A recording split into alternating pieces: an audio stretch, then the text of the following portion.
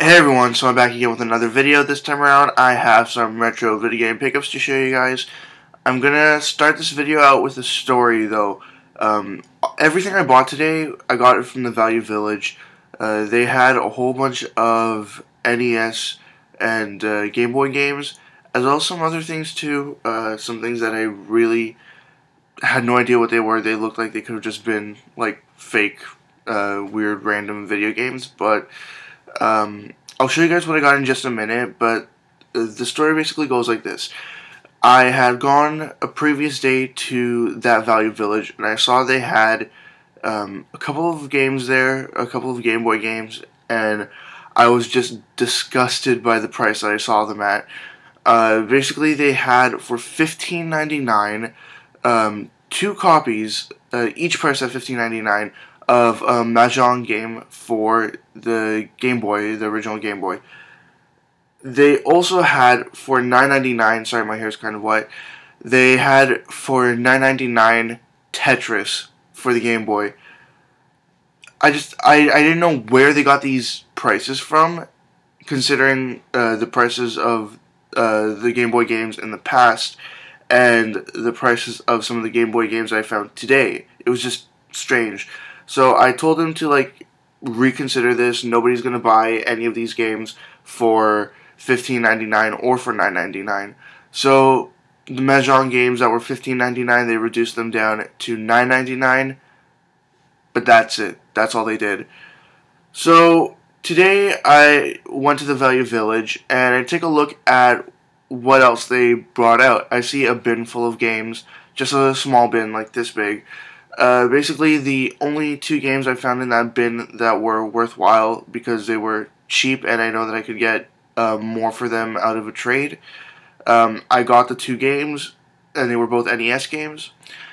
But the rest of the stuff in there was ridiculously overpriced and nothing special at all. It was Tetris for the NES and Super Mario Bros. Duck Hunt, so I didn't get either of those, especially since they wanted way too much for them.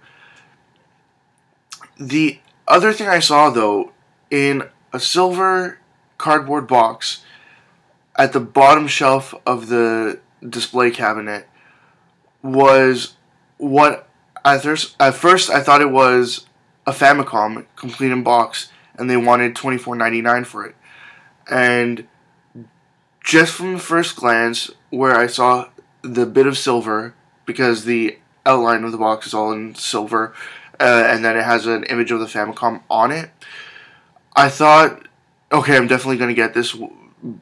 But then I take a better look at it, and it was just staring me right there on the cover of the box itself. It's supposed to say Family Computer, and it said Video Game. So it was a Famiclone. It was a very decent one, but it was still a Famiclone. It wasn't the original Famicom itself. They also had a couple of Famicom games there, Super Mario Bros. 3, and I think Super Mario Bros. 2, and a couple of other random games, but they were all priced between $7.99 and $15.99, and considering the system was fake, I wasn't too comfortable looking at the games. Maybe some of the games would be fake as well, so I didn't buy any of those. I go take a trip around the store, take a look to see if there's anything else, and I come back to pick up the games that I had seen before. And I see a man there. He picked up the Famicom and all the games that were there. He paid $90 altogether, I think $98. I wanted to tell him so bad that it was fake, but he looked like a serious reseller. He was probably gonna grab it for $25 and then try to sell it for like $150, because that's pretty much what they sell it for here in Toronto. And I didn't say anything. I wanted him to fall flat on his ass there. It's just you should know what you're buying before you actually purchase it. Like me being a collector and a gamer, I know what I'm looking for. I make sure to buy the actual real thing. But people that don't really care and are looking to just make a profit, they don't notice the little details, and they just ask way too much money for practically nothing. sorry for that long story there. It's just I wanted to let you guys know what else I saw there and what the prices were like. And I grabbed these here. The two NES games were $5.99, and the two Game Boy games were $3.99. And the one Game Boy game came with a case, and the one NES game came with a sleeve. So sorry about all of that. The two Game Boy games I got. The first one is an Ultra Games, an Ultra Games game. Sorry. It's Motocross Maniacs. It's in really good condition. It's just a very basic motocross game. Just side view, very basic controls, nothing really special about it. The other game that was $3.99, and I got this because it also came with a case, and I know that I'm going to just go ahead and trade this game and keep the case. It's Super Mario Land, and for $4 I thought guaranteed I can get more than that out of it. Next up, the two NES games that I got.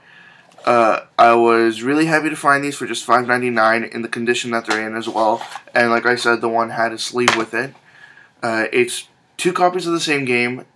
The first one is Super Mario Bros. 3, and the next one is Super Mario Bros. 3, but with a red banner at the top. It just says Nintendo Entertainment System. I'm not entirely sure what the difference is between them, but I just found it kind of interesting, and I grabbed both because they were only $6 each, and I know for a fact I could get more in trade credit out of them.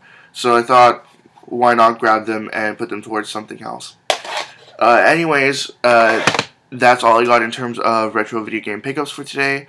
As always, leave comments in the comment section below. Anything you'd like to say, comments, questions, suggestions, ideas, anything at all, and I'll get back to you as soon as I possibly can. Check out my 300 subscribers contest. It'll be linked in the description below. Enter if you'd like. It's still going on right now. Facebook, Twitter, website, all linked in the description below as well. And that's about it. See ya.